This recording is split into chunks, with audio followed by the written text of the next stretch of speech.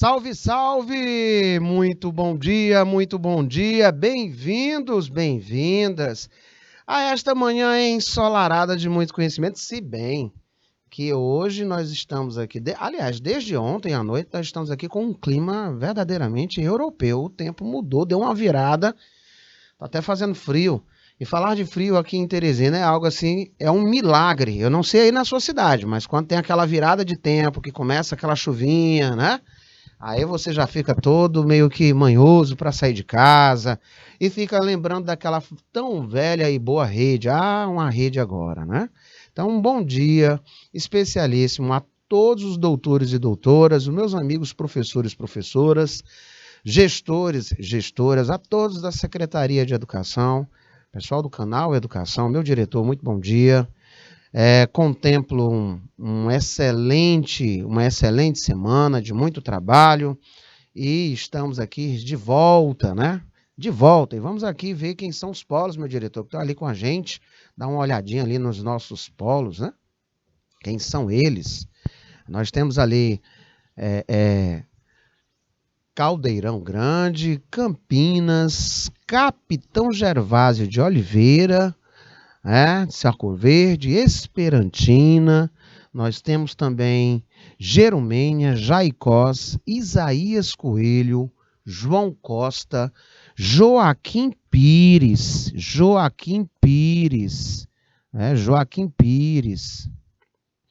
Nós temos também Massapê do Piauí, Júlio Borges, Joaquim Pires, João Costa, Jeromênia, Jaicós, Iuma, Hugo Napoleão, Esperantina.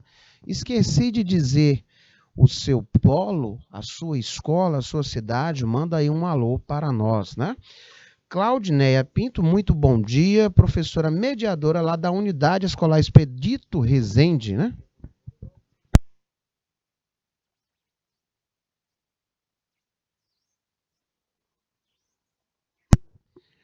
Sejam todos vocês muito bem-vindos, muito bem-vindas à nossa disciplina Introdução ao Direito Civil, muito bacana, né?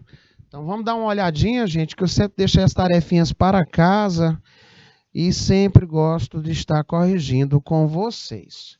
O que é que nós vamos trabalhar hoje, hein, professor? Sim, temos assim a nossa famosa LINDB. Tudo bom, Hugo Napoleão? Muito bom dia. Padre Marcos na área também, muito bom dia. Gente, é o seguinte, em virtude aí dos nossos feriados, né? Aí você desaqueceu esse conhecimento, né? E aí, com relação a essa disciplina. O que é que eu disse? Assim, rapaz, nós vamos fazer uma retomada e dentro desse pressuposto da retomada, nós vamos aí estar trabalhando paulatinamente o objeto do conhecimento do dia. Então, nós temos aqui a LINDB, que é a Lei de Introdução às Normas do Direito Brasileiro, e aí trabalharemos com aquela conceituação prática, né? O que é lei, os conceitos, definições, as características, vigência, conflitos de lei no tempo, eficácia da lei, tá? E o intento é justamente a verificação da importância da LINDB, assim como a análise dos principais momentos da evolução civilista brasileira. Dentro desse contexto, nos propusemos a trabalhar a teoria prática, resolução de questões, e fica o slide de 159 a 165, para que vocês possam estar fazendo aí a tarefazinha para casa, tá? É sempre muito bom ter os senhores aqui conosco. Um salve, salve ao pessoal de Hugo Napoleão, o pessoal aí de São Brás, sempre muito bom tê-los aqui conosco. Então vamos aqui para a primeira partezinha, né, onde nós vamos estar rememorando alguns acontecimentos da primeira aula. Falou de norma jurídica, gente, vocês vão lembrar que a norma jurídica tem várias visões, né? Dentro dessas visões, nós fizemos aí um levantamento e uma miscelânea de teorias, né? Seja desde a parte a corrente majoritária até a corrente minoritária. E nós trabalhamos, dentre eles, o último Miguel Reale, né? Trabalhamos a visão de Kant, nós trabalhamos a visão inerente a Kelsen, tá? E nós vimos que as normas jurídicas, né, ela é esse comando, ela é esse imperativo. Ele é um comando, ele é esse imperativo dirigido a quem? A todos nós, indivíduos, né? E também pessoas jurídicas, não somente pessoas físicas, tá? E demais entes. Isso é o que nos faz conviver em uma certa harmonia. É uma regra de conduta social. A finalidade, todo mundo aqui lembra, né? Lá do módulo 1, qual é a finalidade? Ela vai regular todo esse nosso comportamento. Ela vai regular as atividades dos sujeitos em relações sociais. Nós vimos, não é, que Miguel Reale já pregoava de que direito, não é, ele é um fato social. Ele existe a partir do pressuposto das relações entre nós, não é, entre pessoas físicas, entre pessoas jurídicas e os entes, não é, presentes aí no nosso país, tá? Então, a primeira coisa que você tem que lembrar e que vai ser cobrado aqui para vocês, e eu estou acompanhando aqui em tempo real, né, a resposta dos senhores e das senhoras, né, primeiro começando aí com Esperantina, depois com João Costa, tá? Você vai ser convidado sempre estar relembrando definições, conceituações, características do módulo 1 e ao amplificando essa gama de conhecimentos aqui no módulo 2, pois a disciplina Introdução ao Direito Civil, ela tem aí esse lastro, né, de trabalho amplamente massificado dentro dessa linha de conhecimento que nós nos propusemos a trabalhar na qualidade de introdução. Então, senhores, é a norma jurídica que vai imputar uma certa ação, um certo comportamento a alguém, né? Esse alguém, esse nós, esse indivíduo é que chamamos de destinatário. É a norma que possibilita dizer assim, olha, eu não vou fazer isso porque eu sei que vou receber uma contrapartida chamada de sanção.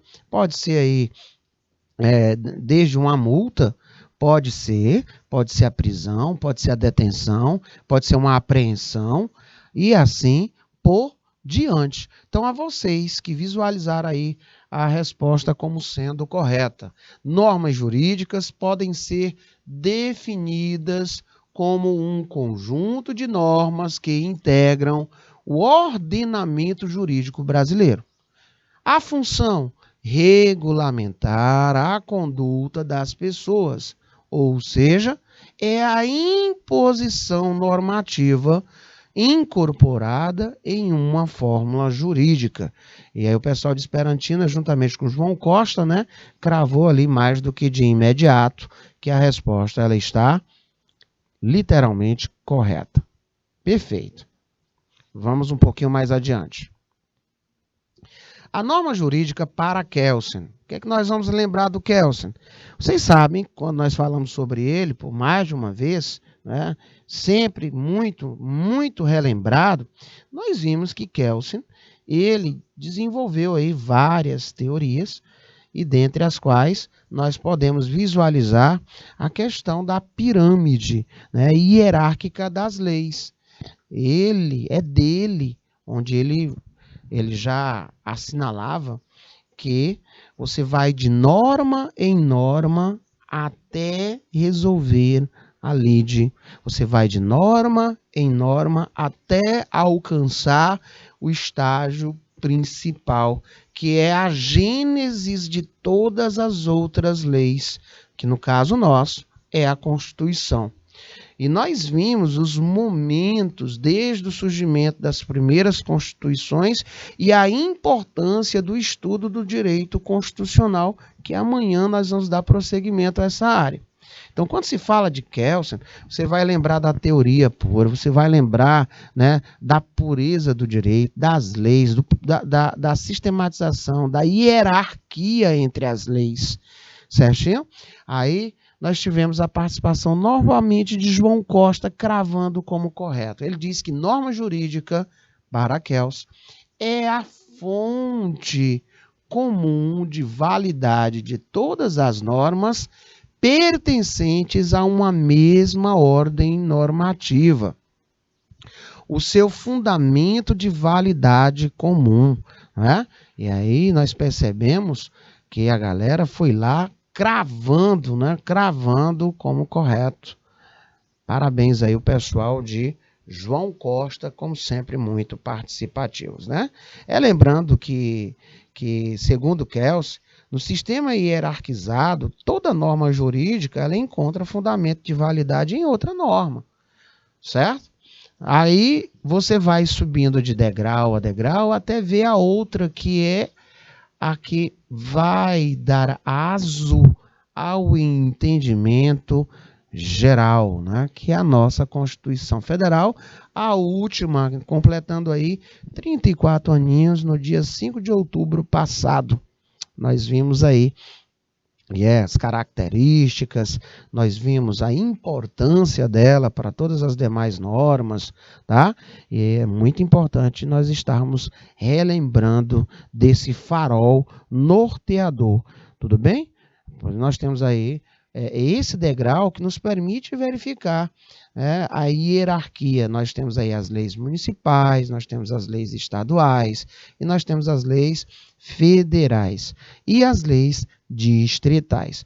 Nós percebemos que em dados momentos nós vamos ver as competências que são exclusivas e competências que são elas são repartidas, elas são fragmentadas. Isso lá no direito constitucional nós começamos a abordar e amanhã nós vamos fazer a retomada desses itens. Então você vai conseguir notar que na introdução ao direito civil e a questão do direito constitucional, você vai lembrar também muito do módulo 1, lá na introdução ao estudo do direito, né?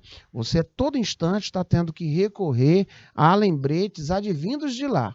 Então, nós podemos dizer que as normas jurídicas, elas podem ser definidas como um conjunto de normas que integram o ordenamento jurídico brasileiro, cuja função é regulamentar a conduta das pessoas, ou seja, é a imposição normativa incorporada em uma fórmula jurídica, né? Só para cravar e aí deixar você bem, mas bem atento a essa afirmação.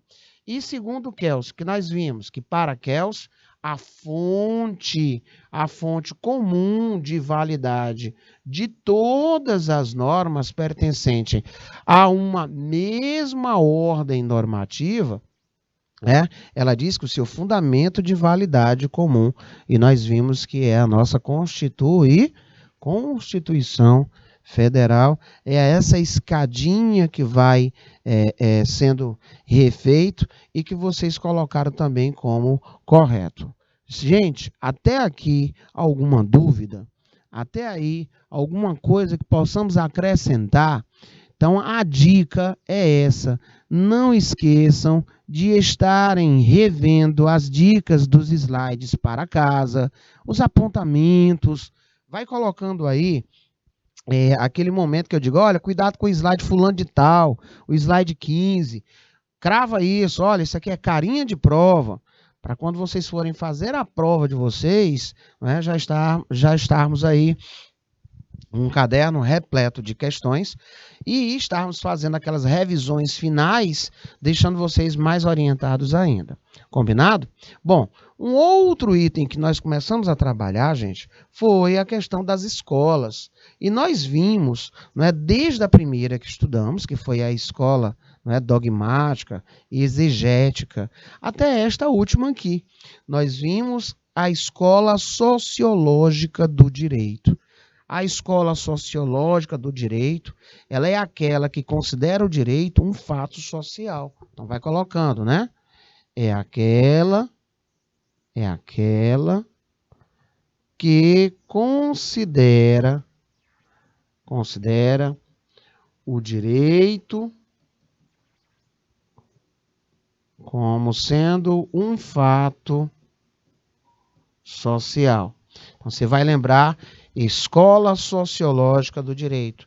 Ela considera o direito um fato social. Coloca para não esquecer, né? Muito bem.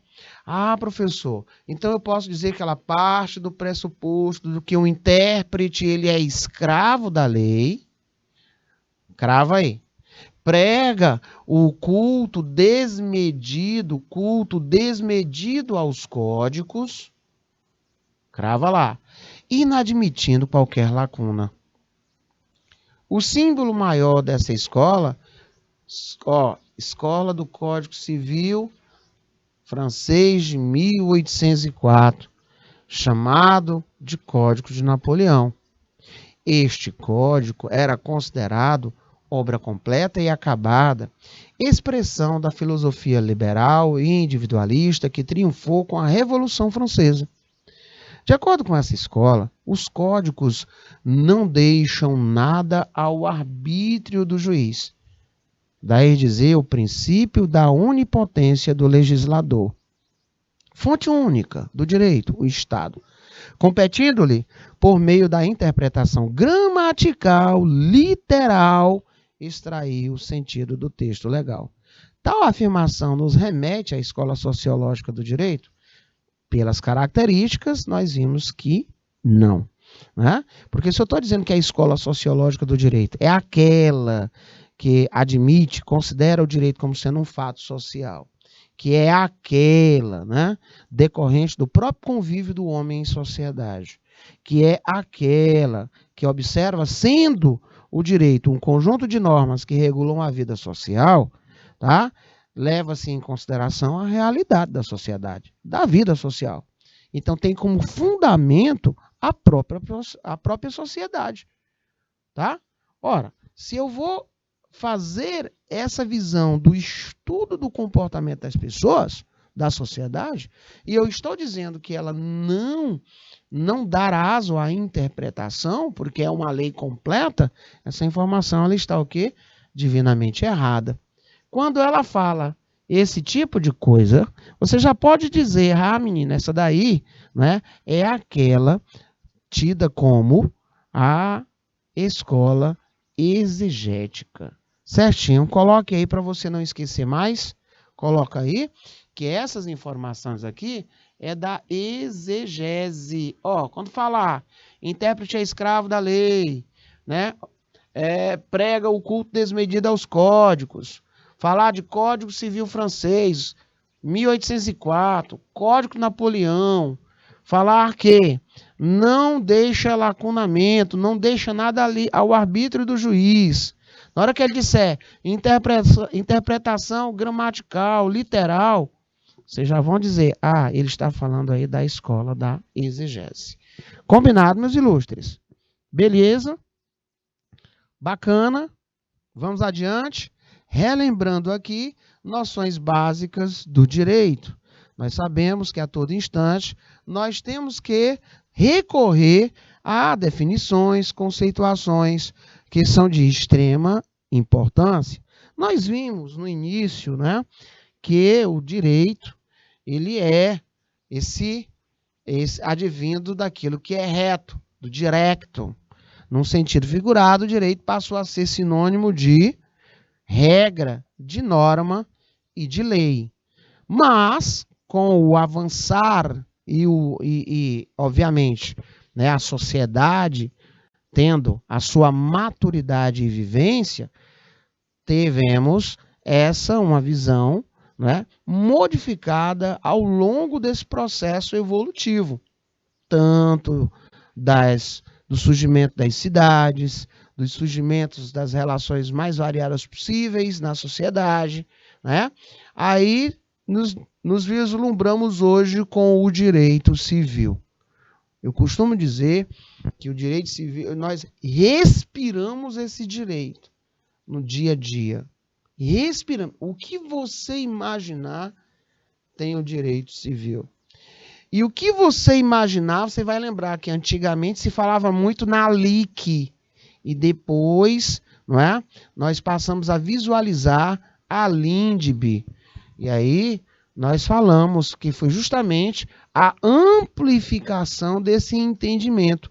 Por isso que passou-se a falar em LINDB, né? Mas a LIC, lá naquela época de 1916, né, que era o Código Civil vigente, se falava muito, né, de lá para cá você vinha falando LIC, LIC, LIC. Hoje você ainda toca muito nesse assunto, mas você precisa lembrar, quando se fala de padronamento, quando se fala de interpretação, quando se fala de ferramentas que vão dar um poder maior para o entendimento, a interpretação, a resolução de uma lide, você vai estar falando aí, sobretudo, do artigo 4º da LINDB.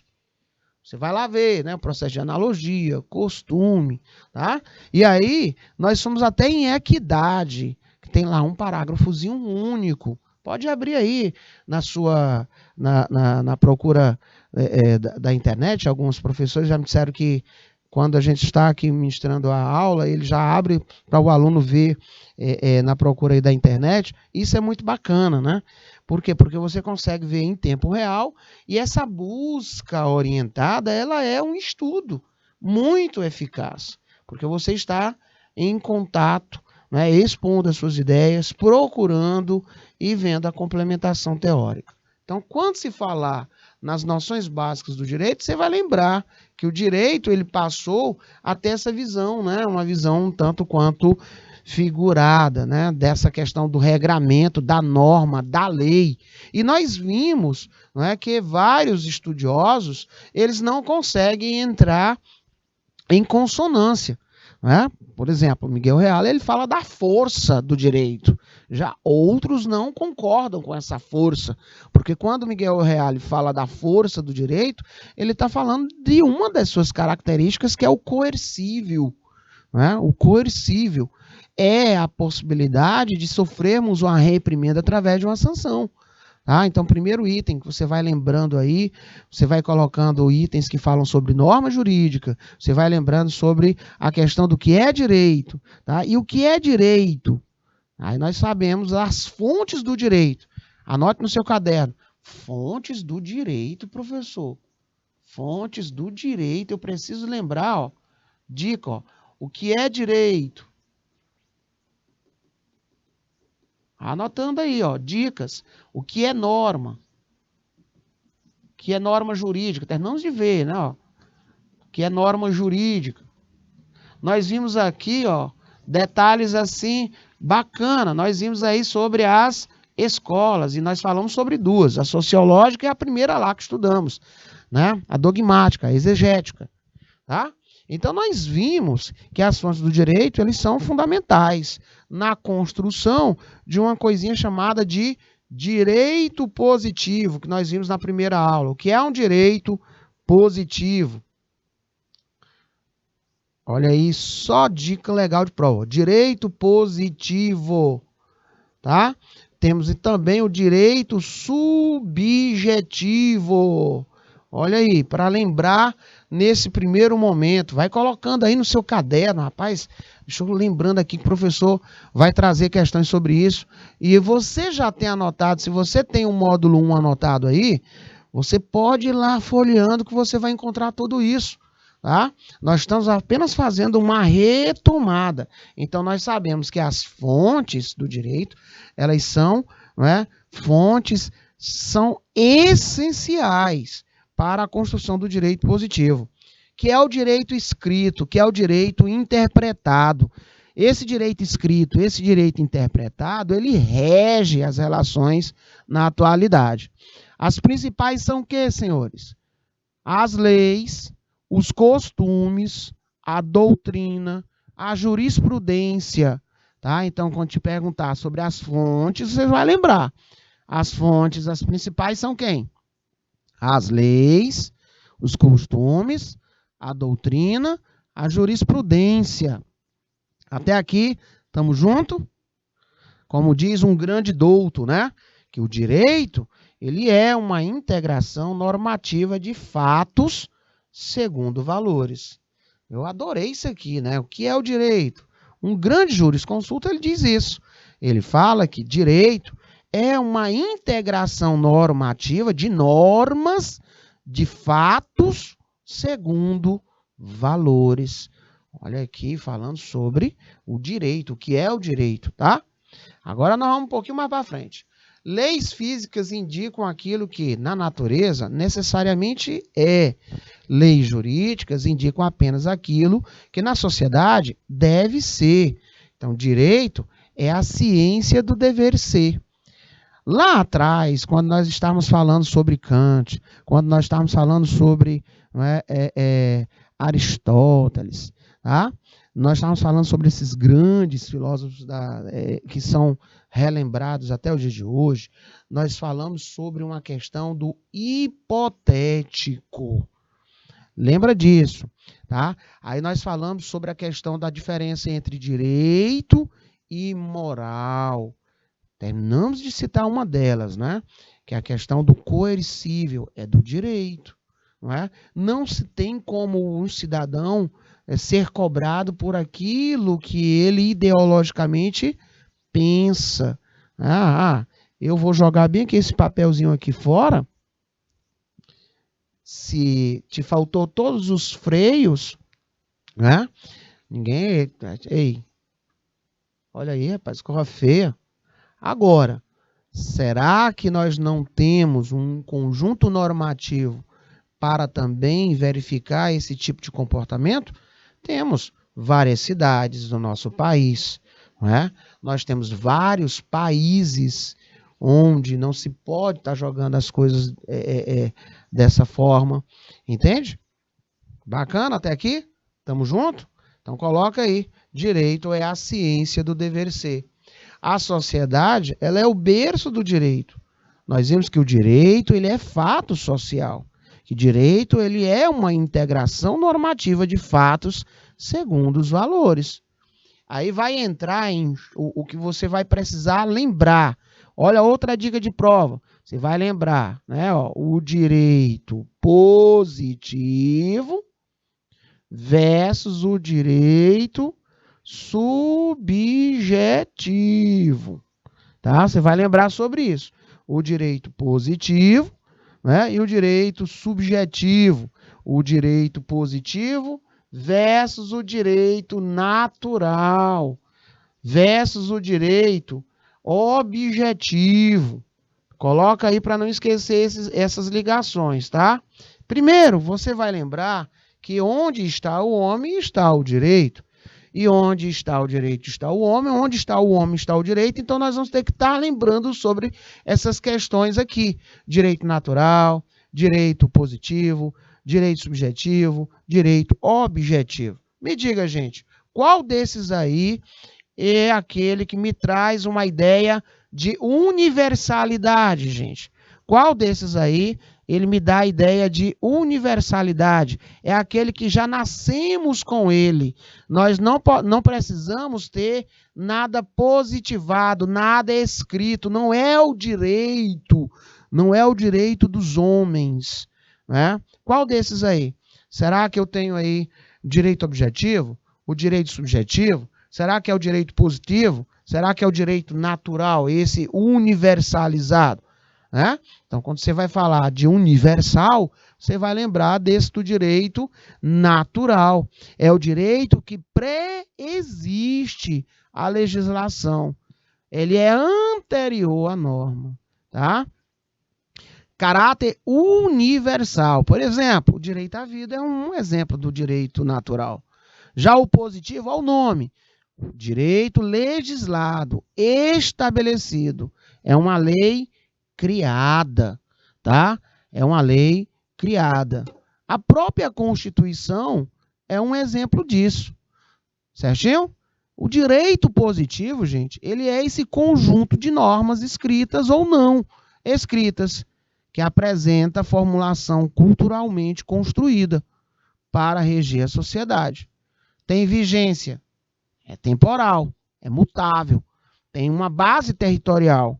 E o Estado é que garante o seu respeito. Então, olha aqui, no slide 20, anota aí, o professor pediu para eu ficar sempre atento a direito natural, direito subjetivo, direito positivo, tá? Direito objetivo, porque é sempre muito interessante estar reavivando isso. Agora, olha para cá, o direito natural, ordenamento ideal, corresponde a uma justiça superior e suprema, percebeu? Ó? Direito natural. Aí nós vamos agora abrir um parêntese para eu fazer uma pergunta para vocês. Você que está aí na sua sala de aula, me ouvindo, me assistindo, aí na sua escola, me diga aqui uma coisa. Como é que eu posso classificar esses ramos do direito? E aí? Nós já estudamos isso, já fizemos até prova. Será que eu posso dizer que os ramos do direito têm mais de um? Né? Se você lembrar, eu tenho lá, explicitamente, eu disse assim, olha, gente, vocês vão ver isso de várias formas, mais grave, 2, porque quando você for ser cobrado em provas, ele vai estar trabalhando sobre essas duas visões, que é aquela no que se tange ao direito público e ao direito privado. Aí vocês vão lembrar, né? Quem é lá do direito público, quem é do direito privado. E aí eu fiz na primeira aula essa diferença. E nós vimos que nós saímos lá dessa esfera, porque nós estamos falando aqui do direito civil. Nós vimos quais são as áreas pertinentes ao direito público, nós vimos as áreas que são pertinentes ao direito privado. E nós vimos que o direito objetivo, coloque aí, que o direito objetivo, coloca uma setinha aí, ó, direito objetivo, ele tem cumprimento obrigatório. Cumprimento obrigatório. Eu sei que se eu não cumprir, eu vou me dar mal. Aí você coloca direito objetivo, setinha, cumprimento obrigatório. Aí você coloca direito subjetivo. Alguns jurisconsultos não gostam de falar assim, eles não entendem dessa forma, tá? E aquele que você tem a faculdade, né? É o que nós chamamos de exercido quando se quer, né? Exercido quando quisermos. Aqui é onde alguns grandes estudiosos, eles não aceitam isso, porque também nós vamos ver um pouquinho mais adiante, que há momentos que mesmo quando não se quer agir, tá? Há situações pré-determinadas em lei que esse acontecimento ele possa ser suplementado mesmo sem o nosso querer. Nós vamos ver isso um pouquinho na frente e em que momento isso acontece. Então, o ordenamento ideal corresponde a uma justiça superior e suprema, de caráter, né? Aí você vai dizer universal, né? Aquele que preexiste a norma, que é o direito natural. E, professor, eu fiquei me lembrando aqui que esse direito de exercido quando quiser é o facultas, exatamente. Então, olha aqui, restabelecendo o lembrete. Vamos lá? Direito positivo, conjunto de normas. Lembra lá? Obrigatório de conduta e de organização. E elas são administradas pelo Estado, tá? Se impõem coativamente, visando, obviamente, a disciplina da convivência social. Direito é a regra de conduta com força coativa, tá? Aí você tem característica, a coação. O direito objetivo é o mesmo direito positivo. Imposto, olha lá, imposto pelo Estado e dirigido a todos. Na ocasião, nós falamos que ninguém está acima da lei. A lei, ela está para todos, como norma geral de agir. E aí nós temos a norma agendi. O irmão dele é o direito subjetivo. É a faculdade que tem o indivíduo de exigir que o direito objetivo seja acionado para a garantia dos seus interesses pessoais. Tá? Professor, então é o que eu chamo de facultas agendi. Perfeitamente. Então, você vai colocar aí no seu caderno, né, que é aquele entrave, né, sempre muito bem-vindo, de direito objetivo versus direito subjetivo, tá? É o que nós estamos fazendo até agora. Nós vamos ver aí que o objetivo apresenta-se da mesma forma para todas as pessoas. O subjetivo, ele é baseado na interpretação pessoal. Então, ele vai variar de pessoa a pessoa. O objetivo, nós vimos que é o conjunto de regras jurídicas obrigatórias em vigor no país numa dada época. Aí, quem disse essas sábias palavras, José Cretela Júnior. O subjetivo é a faculdade ou a possibilidade que tem uma pessoa de fazer prevalecer em juízo a sua vontade. O mesmo José Cretela Júnior falou isso. Certíssimo, senhores? Então, agora nós vamos bater aqui um papo legal sobre a nossa querida LINDB, que é a Lei de Introdução às Normas do Direito Brasileiro. LINDB, tá? Que nome fantástico. E mais fantástico ainda é a sua utilização. Quando se fala de LINDB, ele vai querer chamar a atenção para a LIC. E aí você vai lembrar de um ano. Coloca aí. A Lei de Introdução ao Código Civil, ela teve a sua vigência estabelecida aonde? Coloca aí. A Lei de Introdução ao Código Civil, a LIC, ela teve como vigência estabelecida em 1916. Colocou? Lá em 1916, a vigência estabelecida por até então este código. Então, é uma norma jurídica que visa regulamentar outras normas jurídicas. Coloca aí. É uma norma jurídica que visa regulamentar outras normas jurídicas, tá? Determinando, gente, o modo de aplicação e entendimento. Olha que bárbaro! No tempo e no espaço. Então, você tem determinação da aplicação e também do entendimento no tempo e espaço. Embora seja anexa ao Código Civil, ela é autônoma e aplica-se a todos os ramos do direito, exceto, cuidado, exceto se o tema for regulado de forma diversa na legislação específica. Vocês vão ver aí questões que nós vamos resolver sobre essa base de entendimento. Então, você vai pegar aí para o slide 26, vai colocar essa palavra aí, LIC, L-I-C-C, né?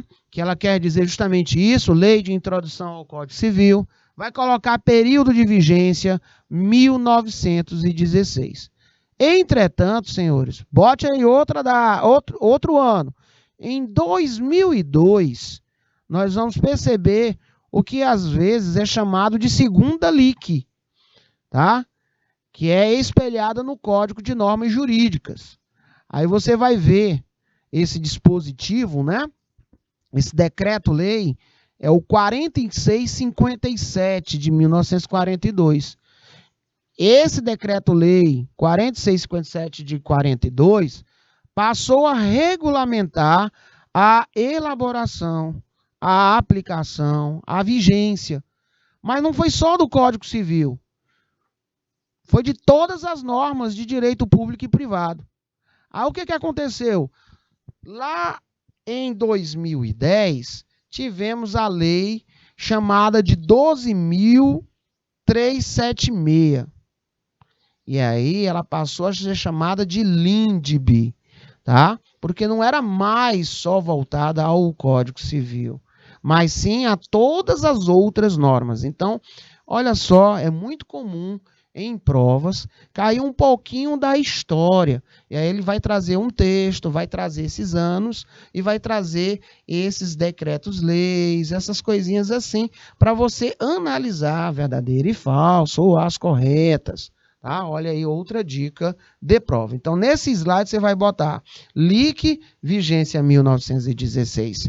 Num outro momento no seu caderno, você vai colocar, né, a lei 12.376/10. Aí você vai botar que LIC saiu de LIC e passou a ser LINDB. Você vai colocar assim no seu caderno para você não esquecer. Você coloca lá a setazinha e botou LINDB, certinho? Que é para você já ir se habituando às informações para as nossas provinhas. E é isso, gente. Não sai daí, é rapidão, é só o tempo de um break.